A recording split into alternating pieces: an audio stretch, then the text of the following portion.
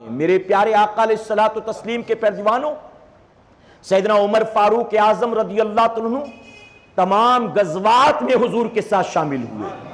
کوئی اسلامی جنگ ایسی نہیں جس میں عمر فاروق اعظم شامل نہ ہوئے ہوں، اور یہی سیدنا عمر فاروق اعظم ہے جو میدان جنگ میں کافروں کی صفوں پر صفیں پلٹ دیا کرتے تھے۔ جانتے ان کے بازوؤں کی قوت کا عالم کیا ہے؟ عمر فاروق اعظم کے بازوؤں کی قوت، فرمایا گیا داہنے ہاتھ میں جو اللہ نے طاقت دی تھی وہی طاقت اللہ نے ان کے بائیں ہاتھ میں عطا فرمائی تھی۔ ہم میں سے ہر ایک داہنے ہاتھ میں زیادہ طاقت رکھتا ہے، اور جو لوگ لیفٹی ہوتے ہیں، لیفٹ ہینڈ سے کھاتے ہیں، لیفٹ ہینڈ سے لکھتے ہیں، لیفٹ ہینڈ سے سارے کام کرتے ہیں، ان سے کہو رائٹ سے کوشش کرو، نہیں کر پاتے۔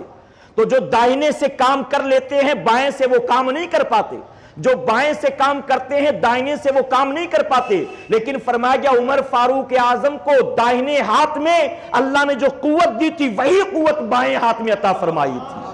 اور عمر کی قوت کا عالم یہ تھا، ان کی ہیبت و رعب دبدبے کا عالم یہ تھا، آقا فرماتے عمر تجھے دیکھ کر تو شیطان راستہ بدل کر بھاگ جاتا ہے۔ اب یہاں پر کوئی اعتراض یہ نہ کرے کہ عمر گویا نبی سے زیادہ طاقتور تھے، معاذ اللہ ثم معاذ اللہ، کہ عمر کو دیکھ کر شیطان بھاگے، نبی کو دیکھ کر نہ بھاگے، معاذ اللہ۔ نہیں، میں آپ کو مثال دوں، توجہ ہے نا آپ کی، میں آپ کو مثال دوں۔ مان لیجئے کوئی شیخ صاحب، پیر صاحب راستے سے چلے آ رہے تھے اور راستے میں موجود ایک کتا ان پر بھونکنے لگا۔ اب شیخ صاحب نے اسے بڑا دوڑایا، بھگایا، دھتکارا، ڈرایا، نہیں بھاگا، وہ واپس چلے گئے۔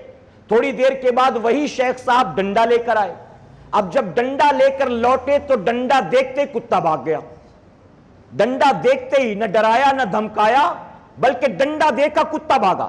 اب کوئی کہے گا کہ پیر صاحب میں وہ طاقت نہیں ہے جتنا ڈنڈے میں طاقت ہے، کہ پیر صاحب تو پہلے بھی آئے تھے کتا نہیں بھاگا، ڈنڈا دیکھا تو کتا بھاگا، تو ڈنڈا طاقتور ہے پیر صاحب طاقتور نہیں۔ تو میں کہتا ہوں اسی راستے پر ڈنڈا ڈال دو، کیا کتا صرف ڈنڈے کو زمین پر پڑا دیکھے گا ڈر جائے گا؟ کہ ڈنڈا پڑا ہوا ہے وہ راستہ بدل دے گا؟ نہیں۔ تو پتا چلا کہ ڈنڈے کی طاقت نہیں ہے، یہ پیر صاحب کی طاقت ہے۔